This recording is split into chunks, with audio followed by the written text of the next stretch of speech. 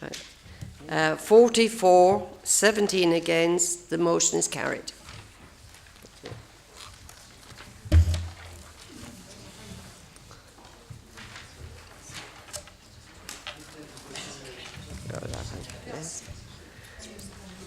Now the debate is finished. We'll move to vote on the substantive report. Is the report agreed? Or would you like to vote? Agreed.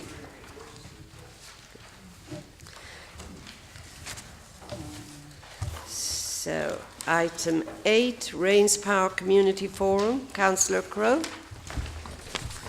Thank you, Madam Mayor. The Rains Park Community Forum was attended by over 40 residents, and the minutes are an accurate record of the discussions that took place. Nonetheless, I would like to draw attention to 4 matters. 1. The leader of the council, Councillor Alan Brittis, addressed the meeting and his observations were well received by the residents. The leader undertook to follow up on a number of matters raised, and I don't doubt these actions are in progress. 2. Councillor Fairclough updated the forum on the council's schedule for gully cleaning and the recent maintenance work of Thames Water. These arrangements are of great interest to residents, given the history of flooding in Rains Park. 3. The Rains Park Association does great work.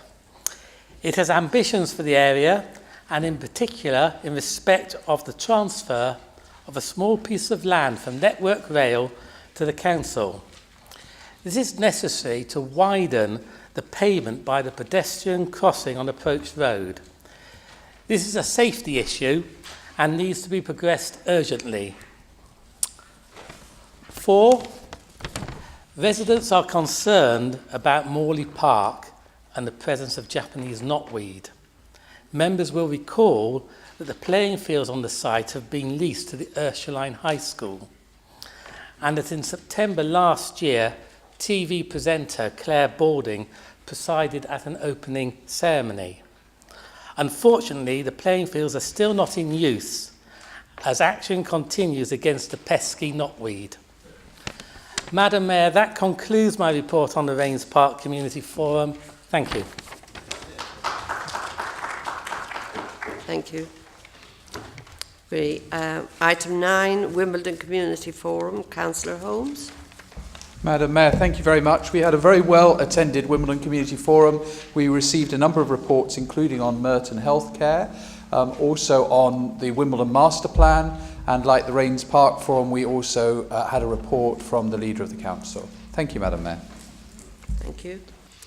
We have received a motion which members have submitted following the discussion at the Wimbledon Forum meeting. Councillor Holmes, please move the motion. Thank you, Madam Mayor. So I'm delighted to move this motion. I think, as I've said before in this chamber, I think this is an exciting innovation to allow citizens, to allow residents to participate in their local government. In order for the incumbent administration to feel content that it genuinely comes from residents, it's important that these motions are presented using wording that residents themselves have used and that we avoid making them party political. And I think on this occasion that's been successful, and I'm delighted that Councillor Draper has agreed to second the motion. Because it is a motion from residents and not from the party, I will not comment further other than to say that I hope and I'm sure that the Cabinet member will consider it carefully in the weeks and the months ahead, and that he will report back to the forum in a format that he considers appropriate. So I'm very happy to move this motion. Thank you, Madam Mayor. Thank you, Councillor. I believe it is being seconded by Councillor Draper. It certainly is, Madam Mayor, and thank you very much indeed. I'm very pleased to second this motion. Councillor Crowe has given us the context of the motion, and I'm really looking forward to actually meeting the residents and telling them about what's happening, hopefully with some progress. Thank you very much. I second the motion. Thank you. Is this agreed? Agreed. Thank you. Item 10, Collier's Wood and North East Mitcham Community Forum. Councillor Dehaney. Thank you, Madam Mayor. The Colorswood Forum, we had an improvement in attendance, and we're all pleased about that. And we hope if the attendance keep improving, we'll be able to have more than one meeting per year. We had a presentation by the Merton Clinical Commissioning Group, and they laid out plans to improve the health of the borough. A leader also gave an update on what's happening in the council in terms of children's services, adult social care, and improvement in our schools. The report, Madam Mayor, is pretty comprehensive, and we hope members will have a good read. Thank you very much.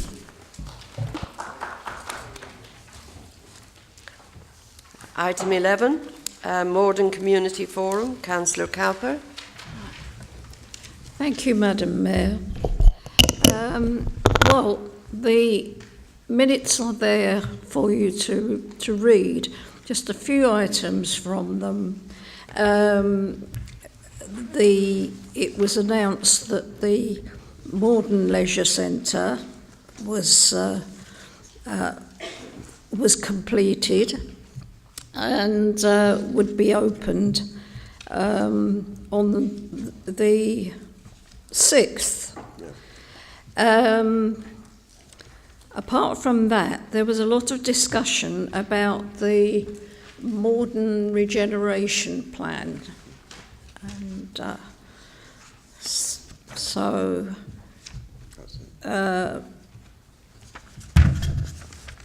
yes, there were congratulations to Christine Parslow about the Morden Leisure Centre, by the way.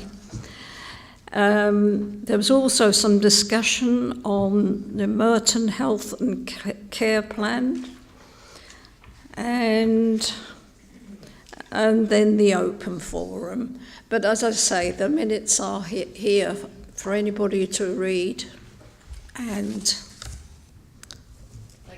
thank you. Thank you. Item 12, Mitcham Community Forum, Councillor Chung.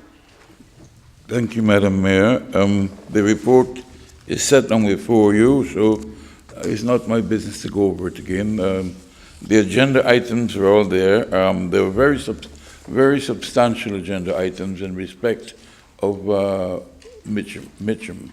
We hope to progress this further over the coming year with the same agendas and a bit more.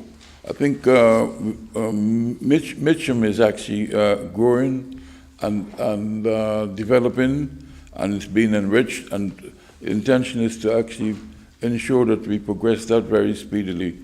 One of the things we've actually agreed to do is to move the forum around in Mitcham so that everyone has the opportunity to actually participate. Also, another thing that's important is that we try to increase the number of participants at the forum, because unless people are actually attending, we're not really getting the full vibrancy. And the intention is to look at how we can maybe publicize these events more effectively.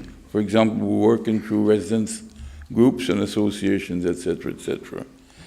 I will also mention very briefly, like most of the other forum presenters, that we had the leader of the council present, and he gave an excellent resume of the outstanding work that's been done by the council at this point in time, particularly as we've heard the discussions tonight with respect to the East and the West.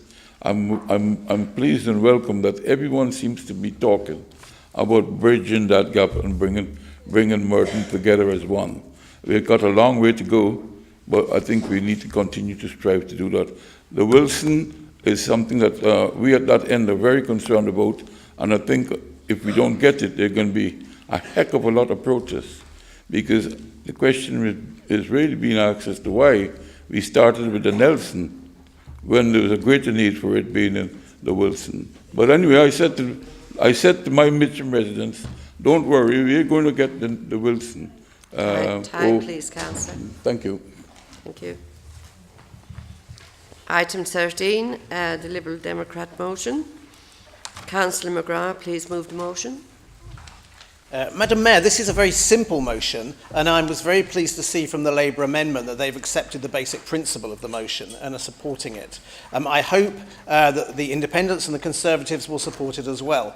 The Wimbledon Master Plan, Madam Mayor, is a controversial document which has attracted a great deal of interest from people in Wimbledon. Packed meetings, emails to councillors, and lots of comments on social media. It would be fair to say that filling the centre of Wimbledon with 18-storey buildings is not universally popular, but, Madam Mayor, this motion really isn't about the content of the master plan, it's more about the process by which it gets approved. It is concerning people that it was proposed that the decision to approve the master plan be made in the Cabinet. And people in Wimbledon are not convinced that the Cabinet will give this decision the consideration it deserves. The average length of a Cabinet meeting so far this year has been 22 minutes, with one of them lasting a total of 9 minutes. Doesn't seem quite enough time for something of this importance. And it would be fair to say that few people I've spoken to share the belief of the leader of the council that Croydon represents a model of town planning that we should be seeking to emulate. It goes without saying that when there are similar plans for other parts of the boroughs, they should come to the full council as well. Madam Mayor, it's a legal requirement that the local plan is approved by this council, full council meeting, and therefore it seems fair and logical to us that the master plan should be as well. We've already had one unanimous vote. This evening I'm hoping that on this motion we can have a second one. Thank you. Thank you, Councillor. This, I believe, is being seconded by Councillor Cllr. I'll formally second it, Madam Mayor, and reserve my right to speak. Thank you. We have an amendment. Councillor Whelton to move. Thank you, Madam Mayor. Now, it's not often that I welcome the opportunity to speak in a council debate on an opposition motion, but on this occasion I'm making an exception as I see the master plan as an opportunity to shape the future of Wimbledon. Wimbledon currently provides 15,000 jobs, has over 600 businesses, which includes over 30 national HQs, with them collectively contributing to the economic success of the town and supporting our local economy. In a time when many towns are struggling to fill their office space, we have an occupancy rate of over 90%. A town known throughout the world through its association with tennis. But it's not just tennis. It has a world-class theatre, which is the home of Panther, the Polka's Children's Theatre, along with the Wimbledon Book Fest and Wimbledon Music Festival, both of which bring people into the borough. We also have a wide range of retail and restaurants in the town centre, which contribute to having a vibrant town centre. And we are blessed with excellent transport connections, being the only metropolitan centre in London with train, tube and tram, which provide excellent connections and easy accessibility, with Wimbledon Station being the 22nd busiest station in the UK. And we also hope that Crossrail 2 does come to Wimbledon, which will provide that extra capacity. But we can't stand still. We must, as a council, set out a vision and, yes, in places, be prepared to be radical. This sets out a vision to 2040 about the town centre and making it an even better place to live, work and learn. Critics of the plan have all too readily banded Croydon around, and that our proposals will make it a similar place. Now, I happen to think that the regen of Croydon is actually a good thing, representing a ward closer to its centre than Wimbledon. But Wimbledon is not about to become a replica band. We have our own identity and we intend to keep it that way. We can oppose all too easily. And sadly, there are some in this chamber who sadly pander to the NIMBY agenda, which seeks to portray anyone that makes changes as seeking to destroy the heritage of Wimbledon, whilst harking back to a bygone era that never was, with their delusions and fantasies. As a council, we think Wimbledon can in places take high-rise buildings, built to the high architectural standards, which can be welcome additions to the skyline. It is a question that is deserving of serious debate and not the knee-jerk and sometimes juvenile comments which is all too familiar from some on Twitter. This is a master plan where the council have carried out extensive consultation, including meeting with residents group, businesses, and also through our democratic structures. Because we as a council take consultation seriously, we have also extended it for another month, and I hope that as many people as possible make their views known. As a Labour administration, we are here to represent the whole borough, including Wimbledon. This master plan will shape how the town centre will develop over the next 20 years and why we will support the final say being taken by full council. I ask council to support this amendment because we want to make Wimbledon an even better place. And as we set out that vision, I believe that this master plan will deliver upon that pledge. Thank you. The amendment seconder is Councillor Allen-Brittas. Thank you, Madam Mayor. Delighted to second this amendment to the Liberal Democrat motion. Rather like our amendment to the social mobility motion, it adds to it, it enriches it, it brings out its character, and I do hope that everyone supports our amendment as well. We're ambitious for the borough, ambitious for all our town centres, including Wimbledon Town Centre, and I think that we need to thank our future Merton team, James McGinley, Paul McGarry, Tara Butler. They do a great job in the way they present these consultations. We have extended the consultation by a month as well, and the Cabinet and the full Council are the right places to look at this in terms of a decision which we need to press ahead with, so we are business-like. And the fact that Cabinet meetings take 20 to 22 minutes is because they are business-like and decisions taken and things happen in this borough. Thank you. The following have indicated that they wish to speak. Councillor Latif. Thank you, Madam Mayor. Thank you also to the Lib Dems for putting forward their motion. You'll be pleasantly surprised to hear that for once the Conservative group will be supporting you. I'm sure everyone in this chamber is aware of the importance of Wimbledon regeneration and, more importantly, the Wimbledon Master Plan. It will define the nature, design, size and population of our town centre, and this will have a major effect on our future generations for the next few decades. Paul McGarry from Future Wimbledon gave an excellent presentation on the master plan showing how Wimbledon would look in 2040 and beyond. It looked to be a great plan. However, I couldn't help but think two things. It was too much development, and as always, Labour were treating Wimbledon as a cash cow. As we sometimes say in the planning committee, the applicant is trying to maximise his profits, and as a result, his plans are against design policies DMD1 through to DMD7 because of bulk, mass, overdevelopment, height. I can go on and on. If, however, the developer was asked to scale back by, say, 30 to 40% and resubmit his plans, then there would be unanimous support. Madam Mayor, you will agree the consultation and the master plan are a very important part in the future of Wimbledon and its residents. Therefore, we ask support from all the members in this chamber to ensure the decision to approve the master plan should be taken democratically by the full council and not just the cabinet. Thank you.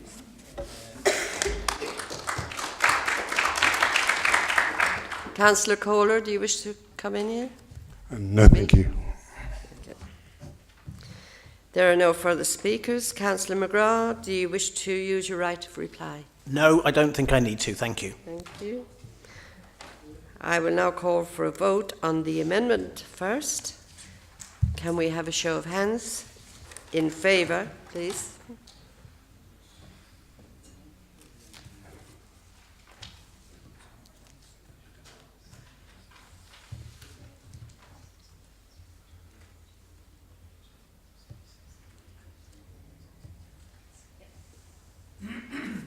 Thank you. Against? No. Those not voting?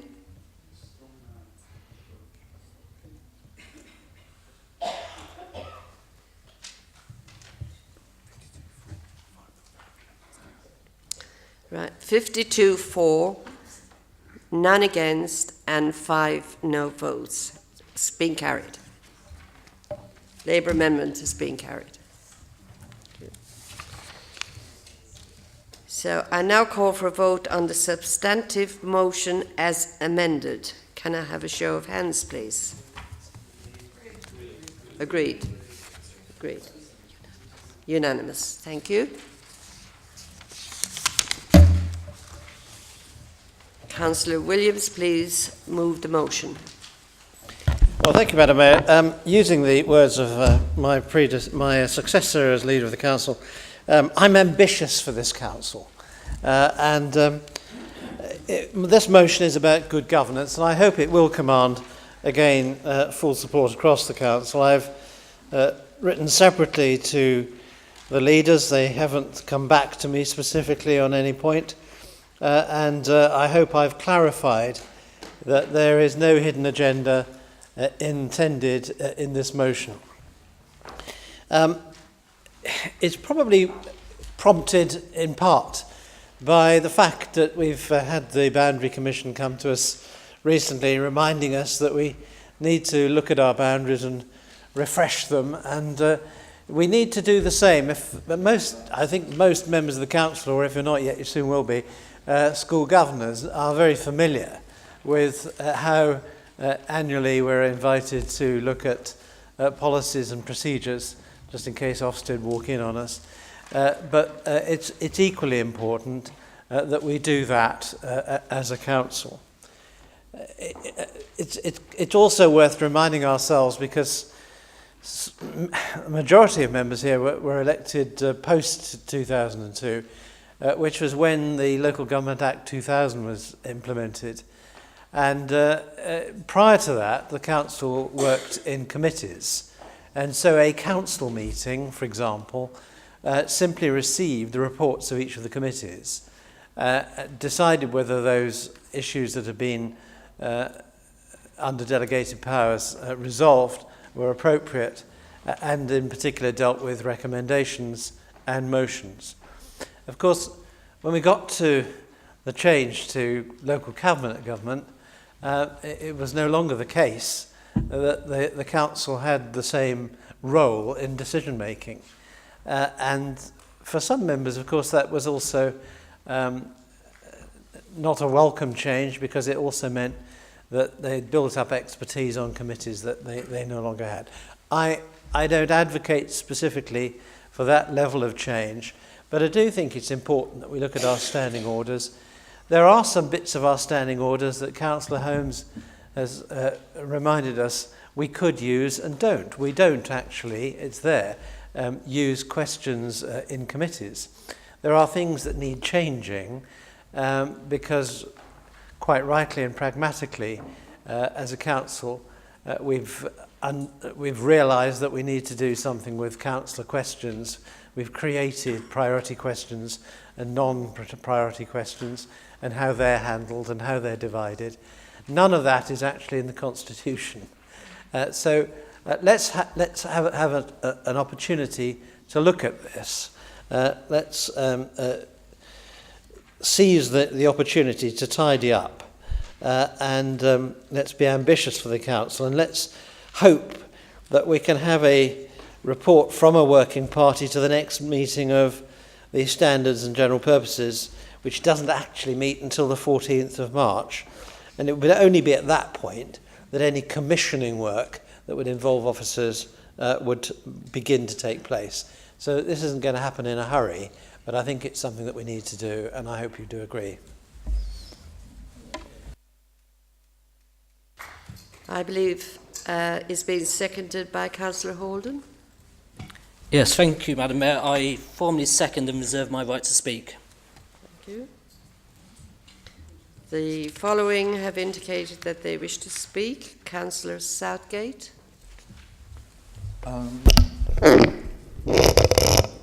Yes, thank you, Madam Mayor.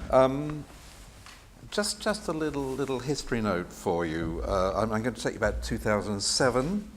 I recall a meeting then between the leader of the administration, Councillor David Williams, and the leader of the opposition, Councillor Andrew Judge. I happened to be present. The subject was alternative models of governance for Merton. And I believe we had the option at the time of going for an elected mayor if we held a referendum. Even then, that didn't sound like a great idea.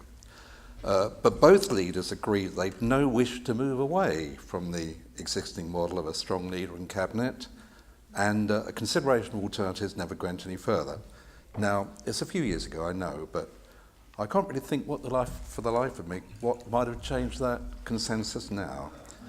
And I would say that the Audit Commission later that year delivered a verdict, and I quote, of clear political and managerial leadership for Merton. So the leader and cabinet model evidently was working pretty well then. A word or two about scrutiny. I better make this quicker than I've written out here. We have reviewed we had a very thorough review of scrutiny right back in 2005 and 6, bringing in Professor Leach. But I do want to make the point that we asked him to check out how that was panning out in 2010, and he found at that point that its performance compares favourably with the majority of other authorities for which I've recently carried out reviews or research. Then came a new council, a Labour administration, and that ushered in the age of austerity, if anybody remembers the age of austerity. And like every other department, scrutiny was forced into making cutbacks. So our 4 scrutiny panels were reduced to 3. Our 4 scrutiny officers were reduced to 2.5 full-time equivalents. The research budget we had went all together. We have to be realistic about this. It does reduce the scope of what we are now able to achieve. Nevertheless, our annual survey does show high and rising levels of satisfaction with scrutiny amongst members, and in particular 70% feel that scrutiny has a positive impact on cabinet decision making. So we learn from that feedback. More recently, we've taken the Select Committee report on the effectiveness of scrutiny, published this time last year, to consider what its implications might have for us. And in fact, we will be taking that again, because we had it on for the Commission just before the last election. I've asked for it back on the agenda for our meeting in March next year, and I hope Councillor Williams will be there to comment on that. These are not radical changes, I agree, but we do continue to improve as we evolve. Please, Councillor. Thank you. Councillor Allison. Thank you, Madam Mayor. And I welcome the Councillor Williams for explaining his purpose is to move backwards to a system that he rejected when he was leader. Point of order. It's a point of personal explanation. It's a proper point of personal explanation because it's a clarification of what I just said. I'm not attempting here at all to move back to the previous committee system. I merely mentioned that the council used to operate in a different way. It now operates as it does, and that we should have a look at that.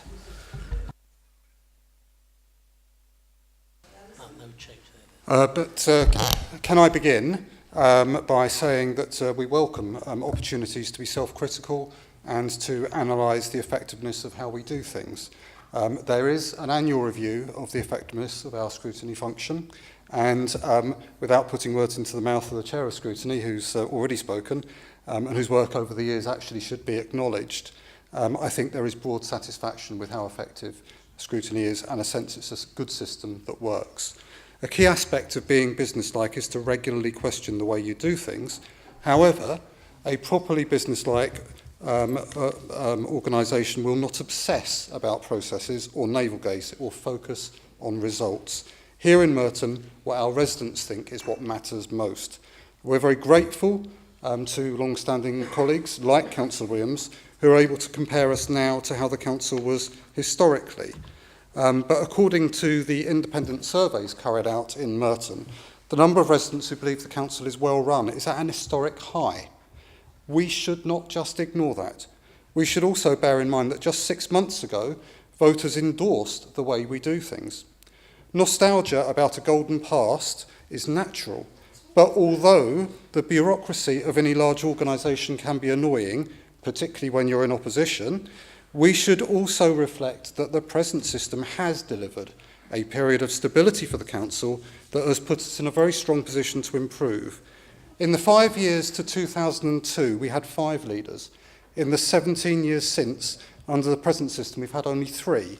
And I'm sure that everyone here will want to thank all of those 3 leaders for what they have done, to a greater or lesser degree, to make progress. And that progress has even seen us be voted the country's best council. It's not just the system that's been responsible, but we are more stable, and that stability has provided certainty and a longer-term approach that has helped deliver much that our community can be proud of. Things like a new leisure centre for local families, a new library, our local football club coming back, the best state schools in the country for value added, one of the best children's services in the country, good with some services outstanding. The list goes on, but the point is we are busy here delivering for our residents, making Merton a great place for families. We want that to be the focus of our committees.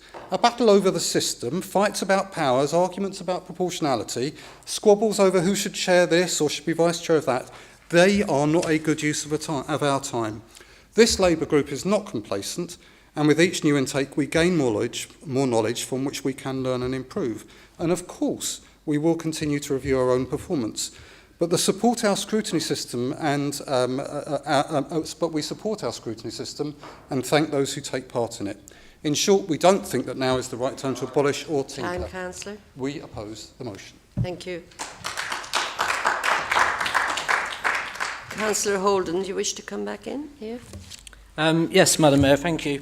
Well, I'm going to, as I mentioned, second this motion tonight. I had really hoped that it would sort of garner cross-party support. It was drafted very friendly. We submitted it to all the other group leaders a week before the meeting.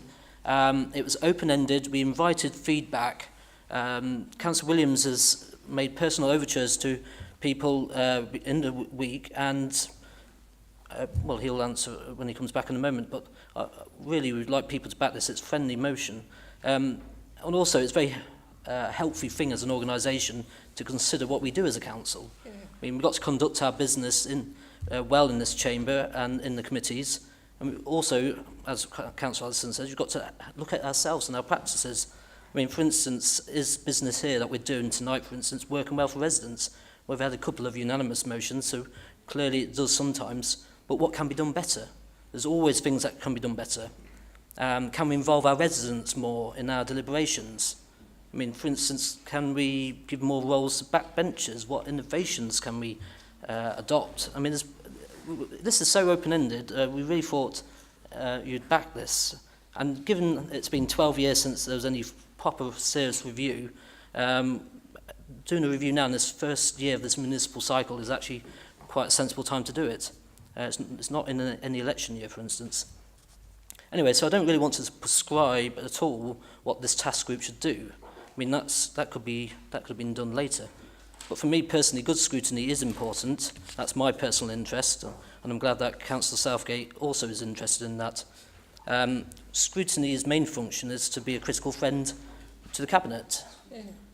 Sometimes it is, quite a lot though it isn't. I would like to see scrutiny, for instance, become closer in parity and esteem to the Cabinet. This would allow, for instance, opportunities for backbench councillors to develop a stronger sense of purpose on this council, or develop an alternative career track. Because at the moment, they've got Cabinet members and nobody else on any particular trajectory. Also, having a better scrutiny can develop more specialist councillors, people who develop a particular skill. Maybe it might be housing, or it might be education, training, or it could be whatever it may be. But then that then can feed back into Cabinet as a support mechanism and to actually do policy for you to make better decisions. All this is about good governance, and that's really where the Boundary Commission, when they spoke to us recently, was asking us what is good governance, and can we just explain that in this council. Anyway, a lot of this may sound familiar because it's one aspect of how the select committees and the House of Commons works, and I think they serve as a good template, and I think it will be good here in Merton Council to do likewise. So, Madam Mayor, I think it is time now to look at inwards, review our processes and what innovation can be adopted. We don't really want to list exactly what we'd like to see because we welcome ideas from others. Our experience in council needs to be good for all councillors. those in opposition, those in the executive, those who sit on the backbenchers who sometimes don't get a chance to speak or contribute, and also the residents who are not always in this place. So I'll second this motion and ask you to back it because it is a friendly one, and I thought we had indications that you might want to support it. Thank you very much. Yes. There are no further speakers. Councillor Williams, do you wish to use your right of reply? Well, yes, and I apologise if I sort of seem a bit testy, but I'm both astonished and hugely disappointed. There's been the opportunity for party leaders to speak to me about this. I actually invited them to amend it, if they wish to, friendly amendments. But I heard nothing. I cannot understand why Councillor Southgate or Councillor Allison think that I am talking about changing the current system. I have not. I have not. I have said nothing today. I merely said that the way the council used to operate, just so that you know how it used to operate, why it was we had to invent the way the council meeting works. And actually, on a cross-party basis, after about 3 years, we agreed that it really could do with beefing up a bit and changing.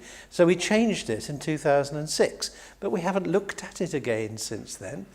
And all this was an attempt to get people to sit round the table and talk to one another about how we might do things differently. I mean, had I known this was going to be the outcome, frankly, I'd have just withdrawn the motion. I think it's a shameful thing that you haven't had the decency to talk to us. Thank you. I will now call for a vote on the motion. Can I have a show of hands in favour?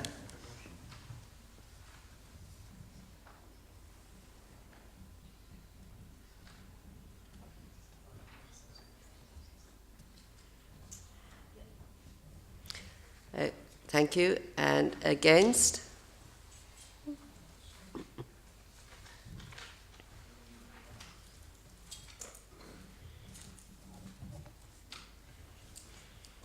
Thank you.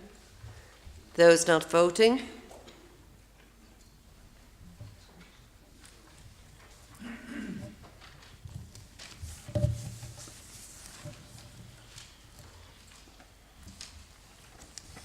Right.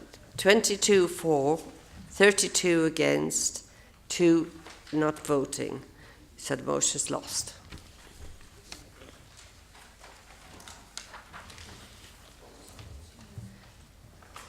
Right, we have another maiden speech. Councillor Mundy, please move the motion. Thank you. Thank you, Madam Mayor. I'm grateful for the opportunity to make my maiden speech, and I congratulate members from all parties for their excellent maiden speeches to date. It is an immense privilege to have been elected to serve as a Labour and Cooperative Party councillor for the Pollard Hill ward. I should like to thank the party members and voters who put their trust in me, and I sincerely hope that I can repay them. Madam Mayor, Pollard Hill is a diverse community, and I'm proud of the work Merton Council is doing there. Yesterday evening, I visited Pollard Hill Youth Centre, an engine for social mobility in the area, and I saw how council staff are supporting young people prepare for their adult life. And within the ward is the wonderful Mitcham Common, and it's a privilege to serve as one of the conservators of this borough-wide resource. My ward does have its challenges, and despite much progress, many are vulnerable and susceptible to social ills like modern slavery. Madam Mayor, the National Crime Agency estimate that there are between 10 and 15,000 vulnerable people forced to work against their will and often living in horrific conditions. Modern slavery is a growing problem, and it's a problem not just in wards in Mitcham, but across the borough and in Wimbledon too. Anyone can become a victim of modern slavery. This is a crime that affects British victims as well as those trafficked into the UK. In the last quarter, over 1,600 potential victims were submitted to the National Referral Mechanism for Modern Slavery, including from this borough.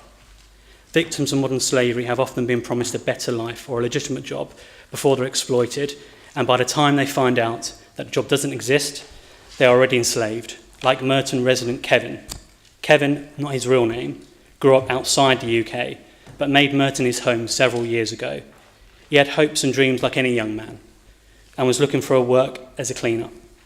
He was introduced to a man who told him he had work for him. However, this work was not the cleaning job he hoped for. Instead, he was forced to sell drugs for a gang. His payment was not money, but food. On several occasions, he was beaten, and when the gang found out he tried to get help, he was beaten again. His home was quickly taken over and used to sell drugs in a practice known as cuckooing. It seemed like his ordeal will never end. Thankfully for Kevin, help did come. Merton's safeguarding team intervened.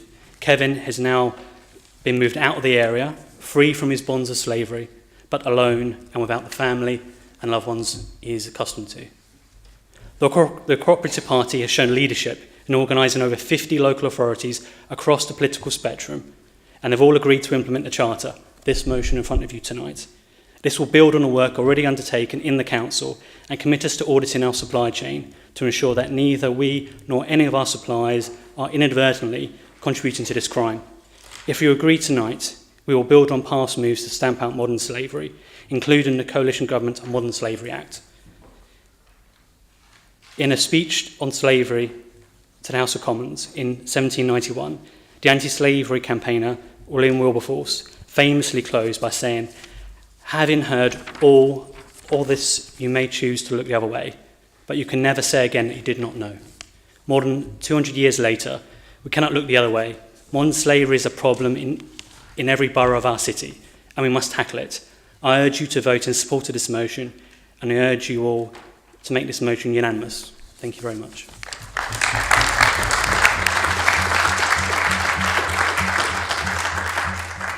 This, I believe, is being seconded by Councillor Henry. Thank you, Madam Mayor.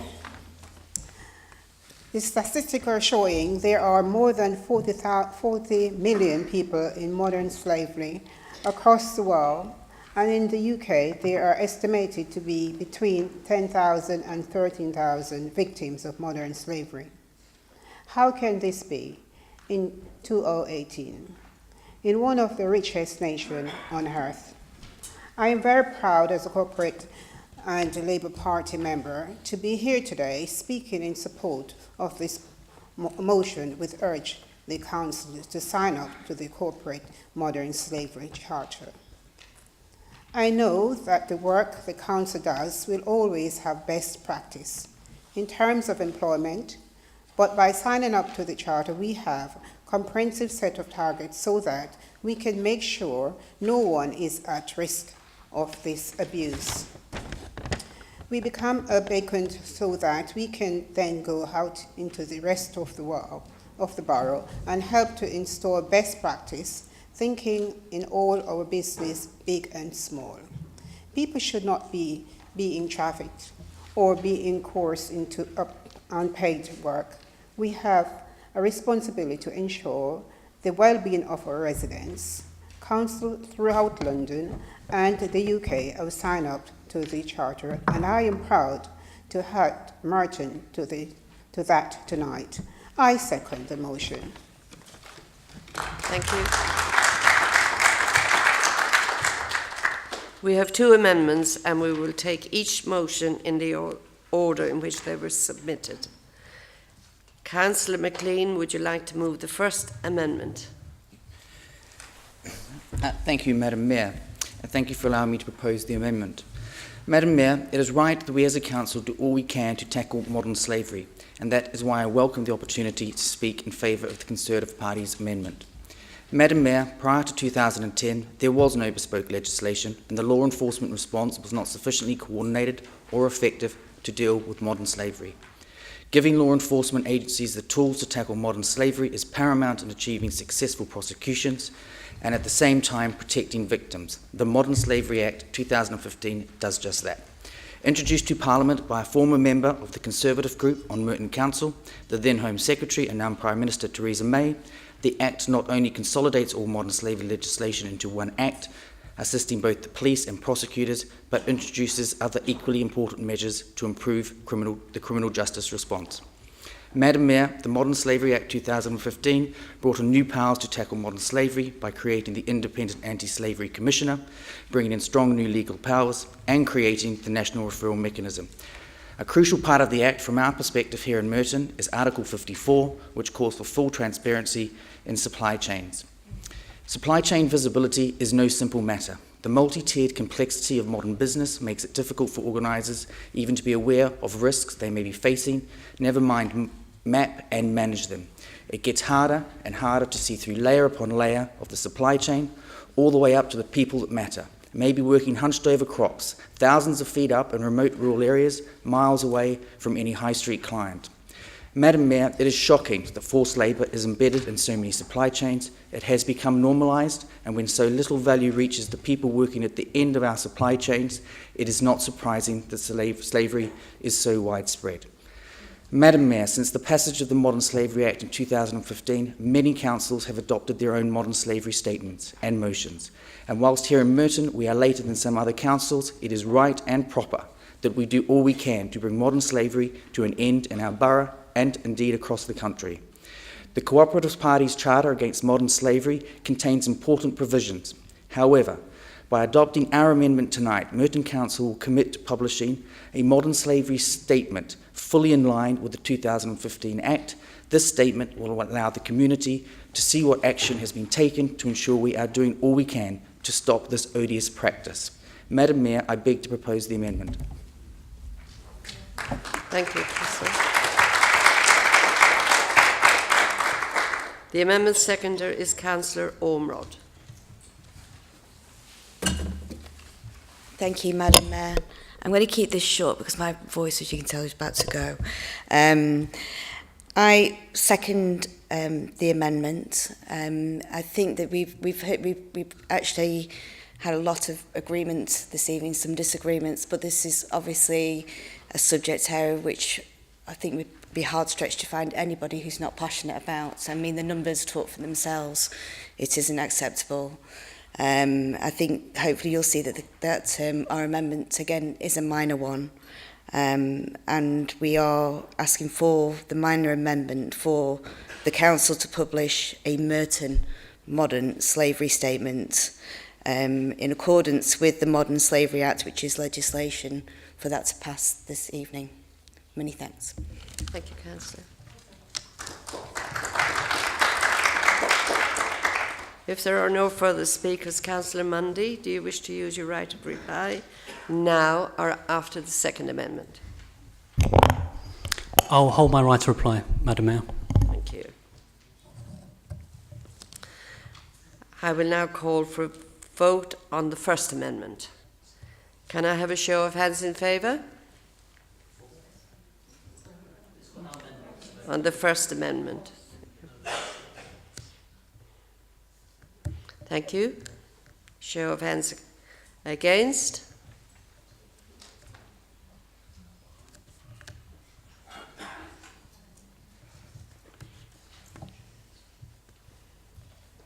Thank you. No votes?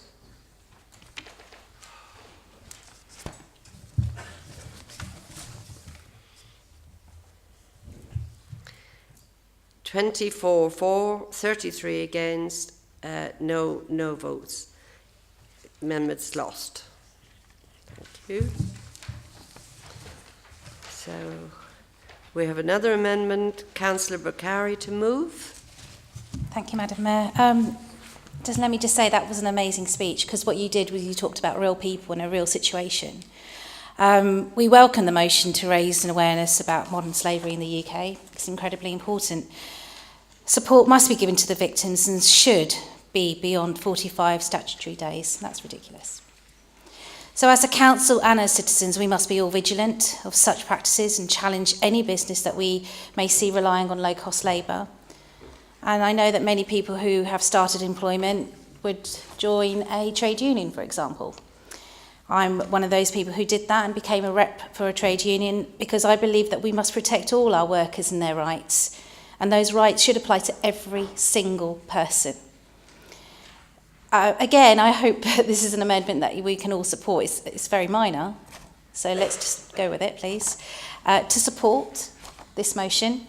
Let's make sure that we're effective as a council and ensure that we have joined up approaches to this issue, to review all council policy and procedures to make sure that we are ourselves in line with the Independent Anti-Slavery Commission Guide. Thank you. Thank you. This has been formally seconded by Councillor Fairclough. Yeah, thank you, Madam Mayor. Yes, just to formally second. Thank you. There are no further speakers. Councillor Mundy, do you wish to use your right of reply? Thank you, Madam Mayor. Only to say that it's fantastic to have such broad consensus on the goal and the outcome. And while I think we slightly disagree on some of the terminology, it's welcome that we all have the end goal in sight. Good. I will now call for a vote on the second amendment. Can I have a show of hands in favour?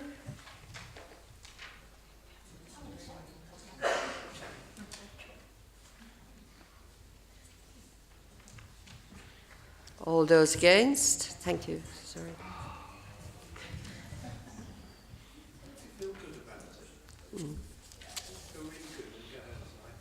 Yeah, got it? Yeah, just wonder if she got it. Any no votes? Thank you. Any no votes? 424 against 33. The amendment is lost. I will now call for a vote on the original motion. Agreed. Agreed?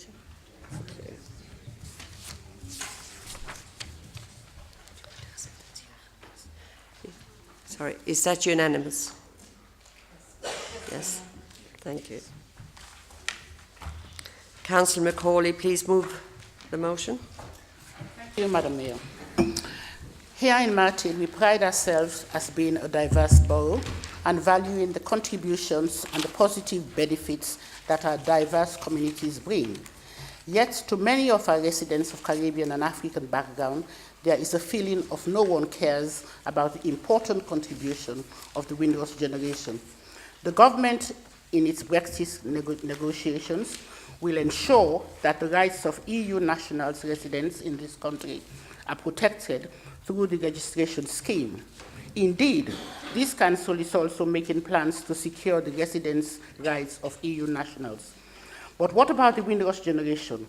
How can it be right that people who have lived here for over 50 years, went to school, worked and paid taxes, and have contributed to our society, be criminalized because of the government's hostile environment for migrants?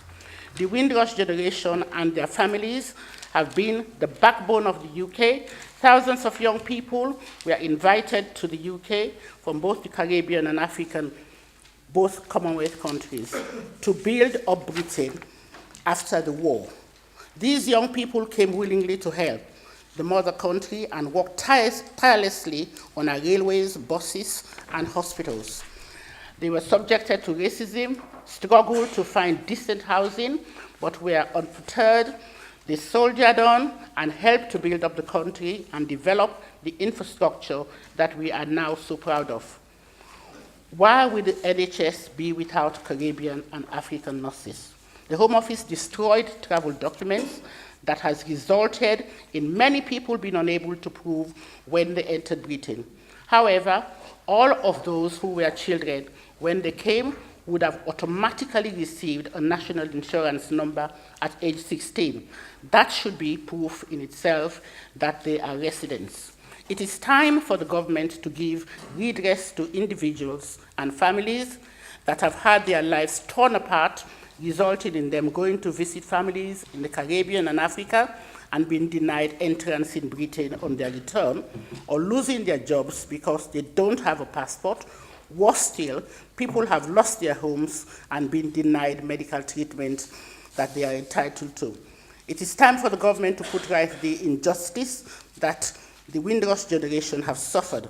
These residents need to be granted immediate indefinite leave to remain, and the cost should be reduced to the same level as what is being proposed for EU nationals.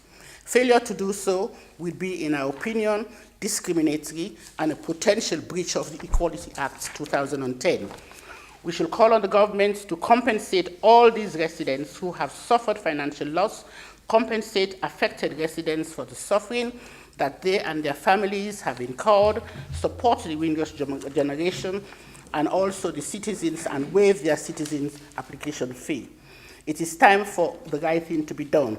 I myself is from a Windrush family. I've contributed 44 years to the criminal justice system, paid job, and over 20 years chairing the Wimbledon Magistrate Court unpaid, and also sitting in the Crown Court with judges unpaid. Therefore, Madam Mayor, I ask you that we now move the motion.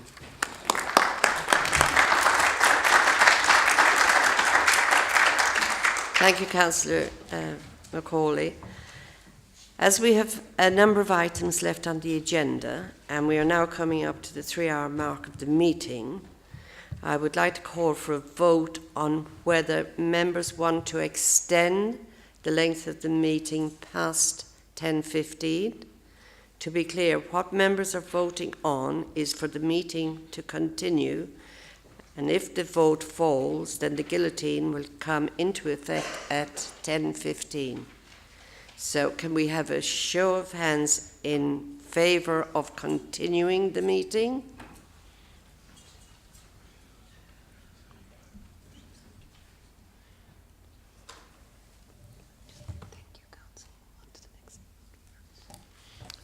Thank you, councillors. We'll continue. This, I believe, is being seconded by Councillor Skeete. Thank you, Madam Mayor.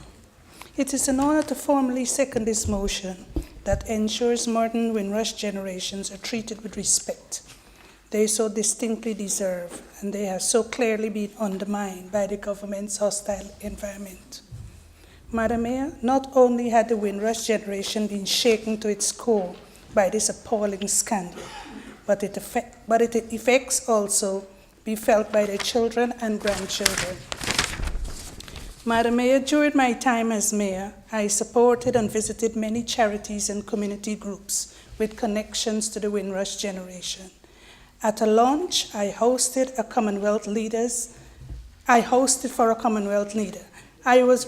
I met with representatives from across the Caribbean and heard so many interesting stories about people coming here and becoming British citizens and being proud of being a part of this country. Similarly, Madam Mayor, I support a charity called WIFA, West Indian Family and Friends Association, a group that has its genesis in the fact that a group of people saw a need, especially in the southwest area of London, to set up an organization for social drawings on the diversities and the cultures of Caribbean people. I know that they will be working hard to reassure their members that they will seek justice out of this terrible scandal. Madam Mayor, we here in Merton Council are trying our best. We are calling on the government to compensate the Windrush generation, who are very welcomed residents here in Merton. The fees for naturalization must be waived. We will play our part in making sure the council is supporting in any way possible we can to make sure our long-standing residents continue to feel welcomed, wanted, appreciated, and so they should. I second this motion. Thank you. Now we move on to the Conservative amendment. We have an amendment, Councillor Holmes, to move. Madam Mayor, thank you very much. It's not much fun sitting here and you realise about 2 minutes before you stand up that you have to completely rewrite in your mind what you're going to say, because I didn't know that Councillor Macauley had had such personal experiences. So both councillors have spoken very powerfully about a very important issue that across this chamber we should and do take very seriously. And I agree with nearly everything that Councillor Macauley has said, and everything she said reflects the pain that have been suffered by many people, including her own relatives and people who are close to her. So, Madam Mayor, on this side of the chamber, we too feel very strongly that the Windrush generation have been badly treated. But we're not sure that this motion, as it's currently drafted, achieves what Councillor Macauley and others want it to achieve. And I would actually beg the question, what is it that it achieves in the way that it's drafted at the moment. Is there anybody, and please do shout out if you disagree, is there anybody in this chamber who does not think that this I'm not going to say it again after this, Windrush generation have been poorly treated? Because I think we can all agree that they have. Is there anybody here who does not believe that they should be treated as full British citizens? I don't think there's anybody in this chamber that would disagree with that. Is there anybody here who does not think that the matter should be resolved? Is there anybody here who does not think that the challenge to benefits and the challenge to employment rights have been appalling? I assume not. In the last 20 years, Madam Mayor, there have been 6 Labour Home Secretaries and 2 Conservative Home Secretaries. And those last issues that I mentioned about benefit rights and employment rights, those challenges have actually been introduced by Labour governments. And it's those issues that have contributed to some of the problems. So this is actually a cross-party issue. This is something that both parties have to address. Both parties have to recognise that faults have taken place. And what really matters, Madam Mayor, this evening is a motion that is actually going to address the heart of the issue. Now, Councillor Macauley clearly is very close to this, and I respect that. But when we talk about fees for naturalisation, the government have accepted that. When we talk about criminalisation of the I said I wasn't going to say it again, didn't I? Of the Windrush generation. There is no criminalisation. The legislation doesn't even provide for that to take place. And what we're nervous about, Madam Mayor, which is why we have suggested the amendments we have, is that if this very important issue results in the motion that we're talking about tonight, unless it's amended, I believe, and I know this is not the intention, I believe we as a council will end up by looking a bit ridiculous. Because we're talking about one issue that's already been agreed to. We're talking about another issue that nobody else apart from us is talking about. We're talking about compensation, which in fact the government have already said will be looked at and dealt with. So we entirely agree with how important this is, but we would urge you to back our amendments so that the motion that the public are reading actually addresses the issues and is relevant to the points that remain outstanding. Thank you, Madam Mayor. Thank you, Councillor. The amendment seconder is Councillor Simpson. Madam Mayor, I fully support all that Councillor Holmes has just said, and I really wouldn't wish to add any political flavour to this this evening. So I'm merely supporting and formally seconding. The following have indicated that they wish to speak. Councillor Anderson. Thank you, Madam Mayor. I think the government should really sort this issue and compensate people who come from Africa and the West Indies to help in difficult times. The government went to the West Indies and asked those residents or invited them to come over to help in difficult times. They agreed. They were quite comfortable where there were plenty of sunshine and no difficulty, but we were told that this country is the mother country and therefore they all jumped to try and support the mother country. They came here, they did not know what they were coming to see. All they knew is that this country needed help and they were coming to help. They came here and they were bottom of the pile in all respect, homing, jobs, everything. A lot of them came here with very good education, but they were still at the bottom of the pile because the education that they had came from this country. This country gave the education system to all the Caribbean countries. My dad came on the Windrush, as he said. He came from Jamaica, and he came here thinking, well, I'm coming here to help this country, which is, as I've just said earlier on, our mother country. They came here, and that was nothing of the sort, right? They came here, like I said, they got the bottom of the pile of everything.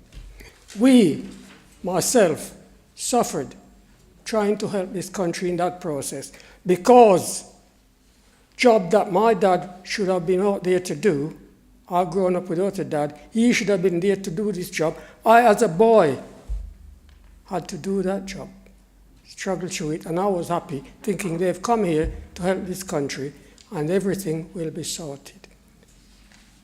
Right? We left, and he sent for me as a teenager. I came here, and when he told me of some of the things that he had to go through, I could cry. You know, it was so disappointing that they came with good intention to help and to enjoy some of whatever is going, but that was never happening. You had 6 of them living in one room and that sort of thing. They applied their own system by calling what they call a partnership system, which when they work, they put it in a bag, and one gets some money this week, one gets some money the next week, and they manage gradually to buy a house of themselves. When I came here, my dad had a house, and I was lucky because of the system that they applied. But like I said, I think this government have got to get that sorted, compensate these people for what they have done and this dishonesty that have happened to them.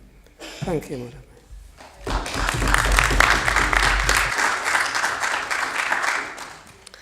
There are no further speakers. Councillor Macauley, do you wish to use your right of reply? I just wanted to reply to a few things. I think the Home Secretary, Mr. Javid, is doing his best. I know he's doing his best to make sure that there are outstanding cases which hasn't been dealt with, but I think the Home Office is still dragging their feet, because what they have done is there has been a lot of people in the Home Office who have lost their jobs, and they haven't got enough people to deal with the cases. And also, I do feel that the Equality Act of 2010 has not been met, because the ones who were deported have not been able to come back, and the government is not doing anything whatsoever to ensure that they return back to this country, because some of them had worked here for over 40 years and they were sent home because they were young people, they didn't have any papers, no passports, and they were deported. So I think they should look at that.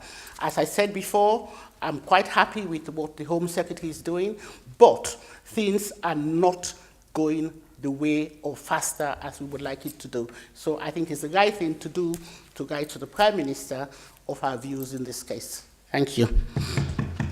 Thank you.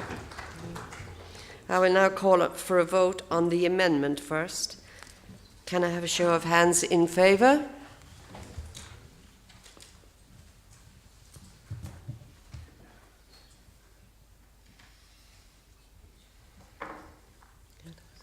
Those against?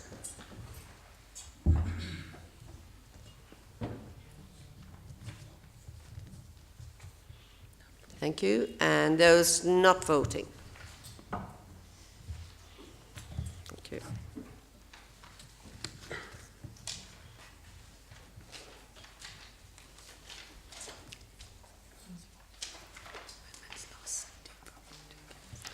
For 17, 40 against, no votes, so it's lost. So we go on. I now call for a vote on the substantive motion as amended. Agreed? Not agreed.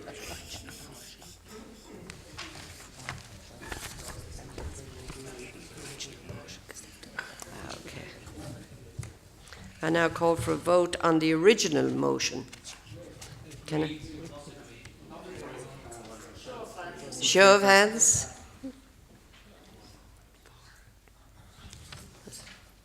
Show of hands for. Thank you. Those against?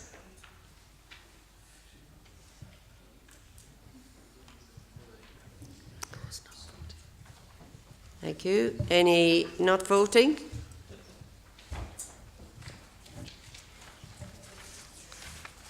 So it's 44, 17 against, no votes, so it's carried. Thank you.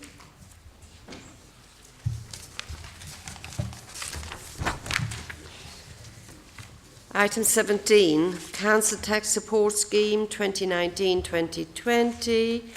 Councillor Allison, please present the report. Thank you, Madam Speaker, and it's very late in the evening, but for many of our residents in Merton, this will actually be the most important motion of the night, the one that will most impact upon them. Many years ago, the Conservative and Liberal Democrat government introduced a shocking new proposal whereby they cut the amount of funding that councils were given in order to pay for council tax rebates that are claimed by the very poorest people in our community. And they told councils to consult on charging the very poorest people in our community more in council tax. That is something that the Conservatives and the Liberal Democrats pushed through at the beginning of their administration, and it's something that is rather shocking that they would want to take money from the very poorest in our community in that way. And I know that the members who are here tonight would be embarrassed about what their party leaders agreed to. We in Merton have resisted passing on those extra charges to the poorest people in our community for as long as we can. And what we're proposing tonight is to resist again this charge on poverty brought by the Conservatives and the Liberal Democrats. We note that the Conservatives once again have put forward an amendment that would mean what they call fairly and equally. They would introduce an alternative scheme with the principle that all households pay. They should be quite clear what this means. Currently, households that pay nothing in council tax because they are so poor, under the Conservative amendment, those households, the very poorest in our community, would have to pay more. They need to explain and be honest about that. They want the poorest people in our community to pay more. That is not fair. We will resist it. We'll resist it for another year. We offer them this opportunity to withdraw their amendment tonight and not go through the shame of voting for increased poverty on the poorest people in our community. I'm sure that the Liberal Democrats will vote with us, knowing how ashamed they are of their party leaders for what they did to our residents and residents around the country. I call upon the Tories to do the same and vote with us tonight.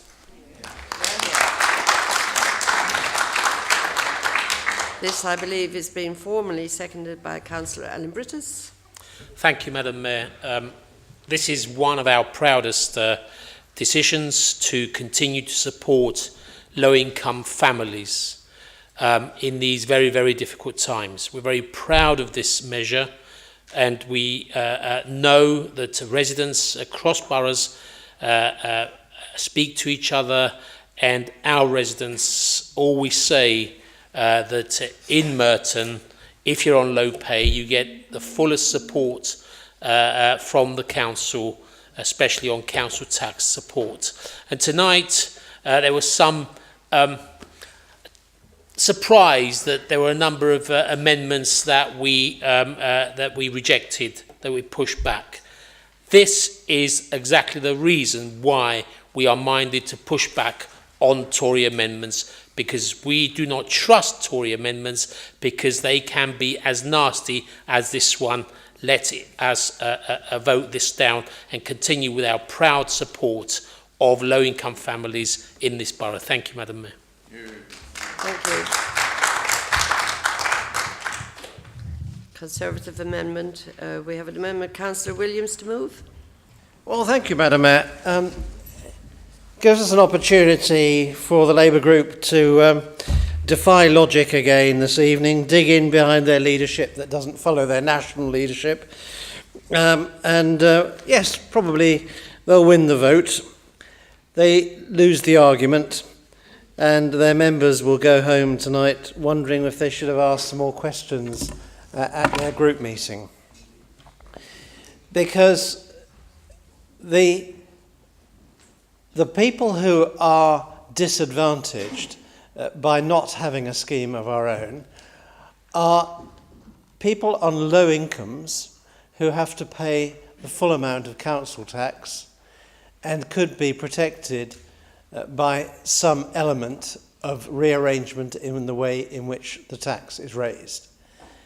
And for members who are new to this chamber, you need to understand that this costs us, it's in the report, £8.8 million. And the suggestion is that this council follows pretty much now every other council up and down the country, including many Labour-run councils in London, and introduce their own scheme that meets the needs of their own locality. And that's what this suggests.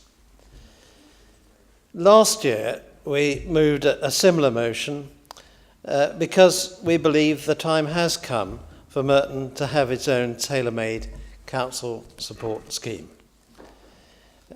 Merton, as I've said, is just one of very few authorities that doesn't.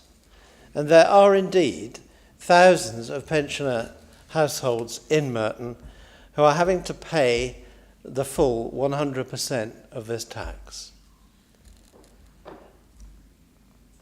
The scheme is expensive and it has a basic unfairness in it. We think it is right and proper that everyone who takes a service should pay something towards it. And typically, most schemes around London would take 10% of what is due. So in Merton's case, that's less than £3 a week. Now, you can say that that is unfair. I think it's very fair that everybody chips in, and that if you take services, you should at least pay something, even if it's a very small amount, towards the cost of those services. So the amendment is really fairly anodyne. It asks officers to go away and draw up a scheme. They could come back and say, actually, do you know what? The existing scheme is the best scheme. And then you could say, fine, we've validated it. But once again, you don't wish to do that. You just want to bury your heads in the sand, and shame on you for that.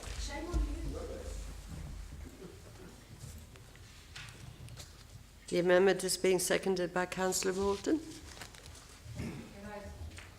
Thank you, Madam Mayor. I formally second the motion tonight. Thank you. If there are no further speakers, Councillor Allison, do you wish to use your right of reply? Yeah, I'm sorry to, thank you, Madam Mayor, and I'm sorry to detain the meeting a little bit longer. But what has become clear from Councillor Williams' response is a little bit more detail about what they would hope to do. First of all, it should be clear that their motion is not saying that officers should come back with a recommendation of no change. It's that officers should come back with an alternative council tax scheme with the principle that all households pay. And he's been clear that in his own mind, there is nothing wrong with the very poorest people in our community who have nothing paying around about £150 a year, £600 over the course of this administration, from the very poorest people who have nothing, who live in appalling circumstances because of the austerity that the government has placed upon the very poorest people in our community. That is not right. The lid has been lifted on what they're proposing. It's charging the very poorest so that, as he describes it, pensioners who may very well be amongst the wealthiest people in our community, so that they can pay less. It is not right that we should be putting such poor people at such a big loss financially if we can avoid it for as long as we can. And we'd like to carry on resisting it for another year if we can. That's what we're calling for, and we ask him again, please withdraw his amendment. It is an embarrassment to him that he is bringing forward a plan that would make the poorest pay.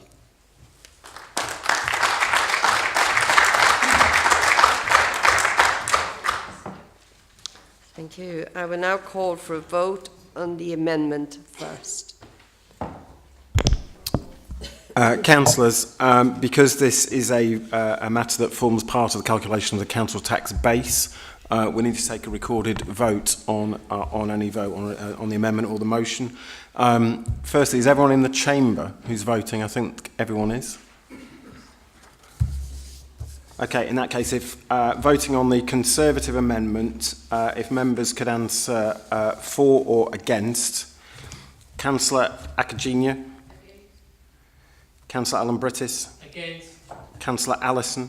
Against. Councillor Anderson? Councillor Atwar?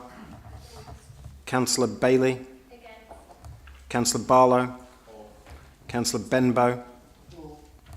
Councillor Bokhari? Councillor Braund? Councillor Brunt? Councillor Adam Bush? Councillor Omar Bush? Councillor Butler? Councillor Byers? Councillor Christie? Councillor Chung? Councillor Cooper Marbella?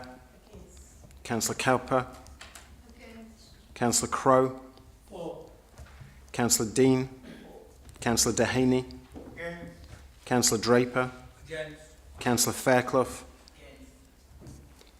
Councillor Fraser? Councillor Gretton? Councillor Henry? Councillor Holden? Councillor Holmes? Councillor Andrew Howard? Councillor Janice Howard? Councillor Irons? Councillor Mark Kenny? Councillor Sally Kenny? Councillor Kirby? Councillor Cllr? Councillor Lanning? Councillor Latif? Councillor Macauley? Councillor Makin? Councillor McCabe?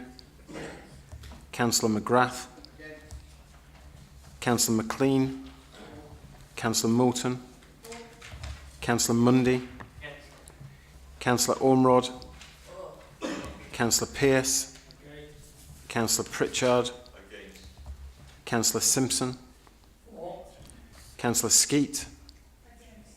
Councillor Southgate? Councillor Stringer? Councillor Ward? Councillor Whelton? Councillor Wilkinson? Councillor Williams? Councillor Stamford? Mayor? Are you voting, Mayor? Are you voting? Okay. And Mayor's not voting. Thank you, councillors.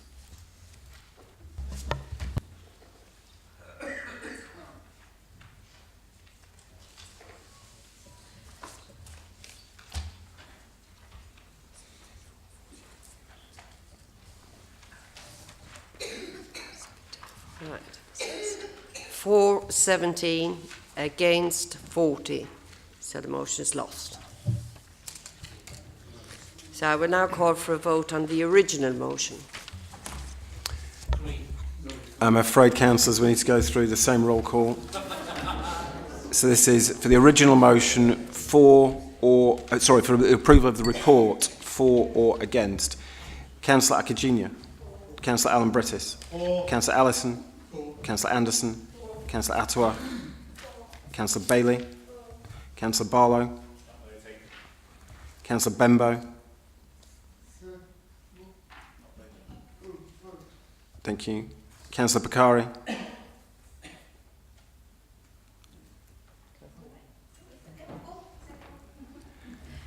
Councillor Braund.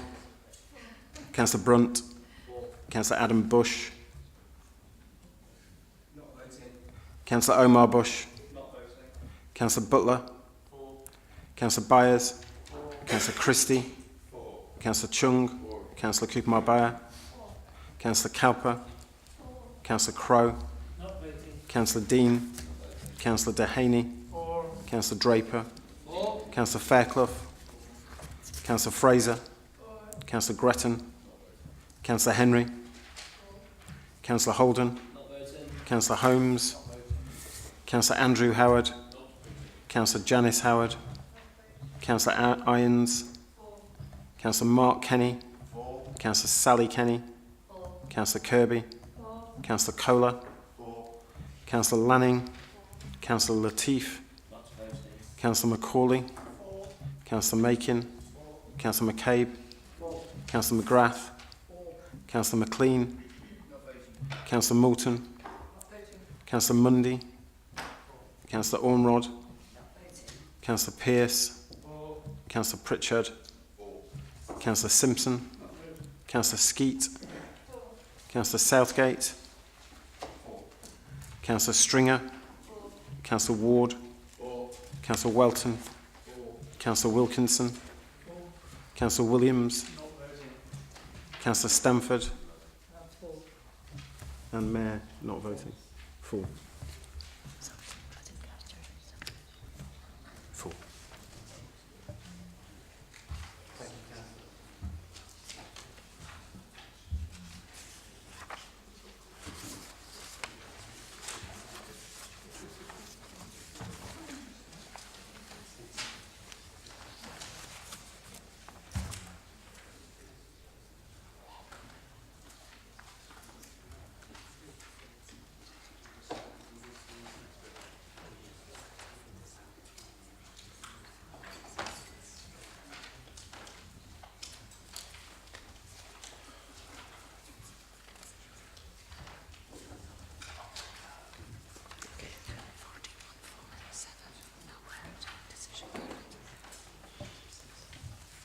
41 for, 17 not voting, decision carried.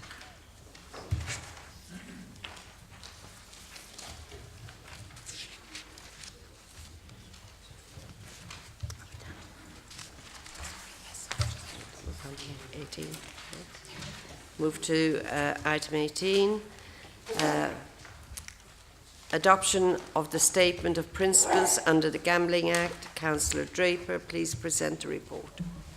Madam Mayor, thank you very much. I'd like to formally propose the adoption of our Statement of Principles under the Gambling Act. It's very much prescribed by the Gambling Act, so it hasn't changed. But I would like to reassure you one thing. I think that most of us in the Chamber would have liked to have seen fixed betting odds to terminal stakes reduced to £2, and we have tremendous sympathy with Tracy Crouch, who felt that she had to resign as a minister on the issue, and who in doing so has helped to force a U-turn by the government. I really look forward to our being able to drive that £100 fee out of Merton once the government gets its act together, and these principles will see us through when it does. Thank you very much. By surprise there. Sorry. This I believe to be formally seconded by Councillor Alan Brittis. Yes, I formally second, Madam Mayor. Thank you. As there are no further speakers, I call for a vote. Is that agreed? Agreed. Item 19, South West London Joint Health Overview and Scrutiny Committee. Councillor McCabe. Thank you, Madam Mayor. And this morning, and indeed every morning, you will find me on Mitcham Common at 6:30 a.m. with my Dalmatian Hector. And at this time of the year, you really do demonstrate your true devotion to your dog, because it's cold and wet and dark and miserable. And at the highest point on Mitcham Common, if you turn to the southeast, you'll see something else that I have developed something of a devotion to, and that is St Helier Hospital. Since I was first elected to represent Ravensbury Ward, I've come to realise just what a precious asset this is to the community. And just for those of you who are not familiar with St Helier Hospital, the building commenced, the work started in 1938. The first patients arrived in 1941. John Major was born in 1943. And the building was damaged by enemy aircraft in the Second World War. And if you fast forward 75 years, in the last 18 years, there have been no less than 5 consultations regarding the future of this hospital. costing £40 million. It would appear, Madam Mayor, that there are some unelected bureaucrats who wish to follow in the footsteps of the Luftwaffe and damage our precious local hospital. Local people have consistently demonstrated a determination to keep the A&E and maternity departments within the hospital. And throughout this period of consultation, the hospital has been starved of resources. The last occasion that this was attempted was under the banner, Better Services, Better Value. I represented Merton on the Joint Overview and Scrutiny of Health Committee and immediately sensed that this was not a genuine consultation, and it was all about reducing expenditure and reducing the quality of services. Now it's started all over again under the grand title, Improving Health Together. At my first meeting of the Joint Overview and Scrutiny of Health, I was informed by one of the other local authority representatives that the decision was already made and they were just going through the motions. Once again, it looks like a stitch-up, Madam Mayor. When I attended the public engagement event in my ward, local people clearly stated that they did not trust the process and they needed their local hospital. And I don't feel that the documents produced by the NHS reflect this view. And at the last meeting of the Joint Overview and Scrutiny of Health subcommittee, they made the astonishing statement that decisions about major acute service locations are likely to only have a marginal impacts on health inequality. I ask you, tell that to my elderly residents. Tell that to those who rely on public transport. Tell that to those with long-term conditions or single parents. Madam Mayor, this issue is far too important to local people. It cannot be consumed within the views of neighbouring and more affluent boroughs, and therefore the recommendation that we should retain the power to refer to the Secretary of State should be retained by this council is one that all of us should support. We are here to represent local people. We have to fight for the continuation of services in our local hospital. Thank you, Madam Mayor.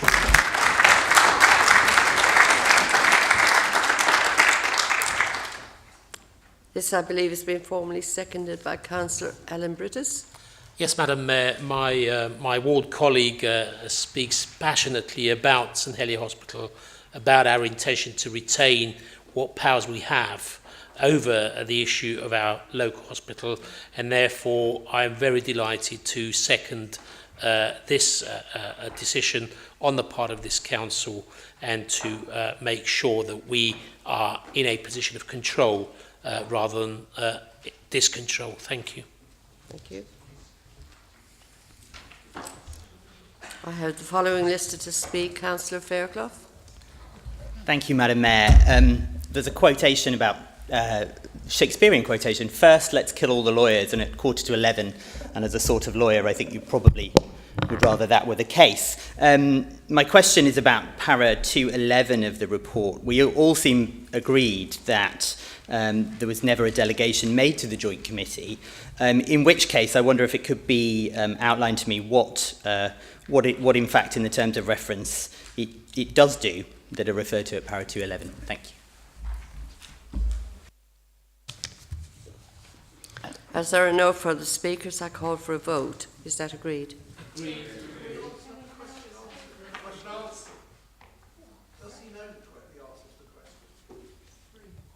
I've got no questions listed.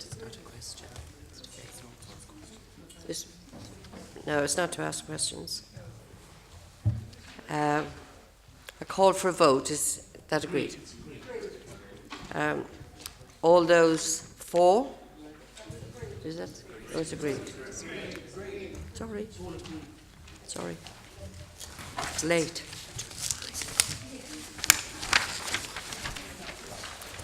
Item 20.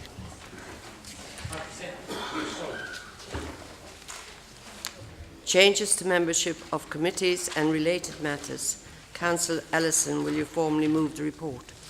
I'll move. I'll second. second, Madam Mayor. A second. I have the following listed to speak. Councillor Simpson. Nothing to add, Madam Mayor, thank you.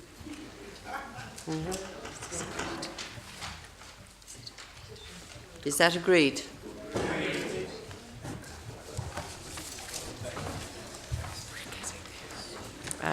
Item 21. Petitions. Councillor Allison, will you formally move this report? Yeah, formally. Yeah, this, I believe, is being formally seconded by Councillor Annabridge. I second. Please bring forward any petitions that you may wish to submit. Thank you. Thank you.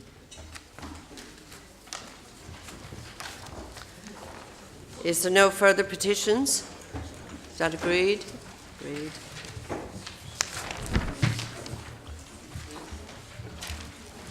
Now we're on the final item. Can I ask Councillor Fairclough to put forward the strategic theme for the next ordinary meeting of the Council on the 6th of February 2019?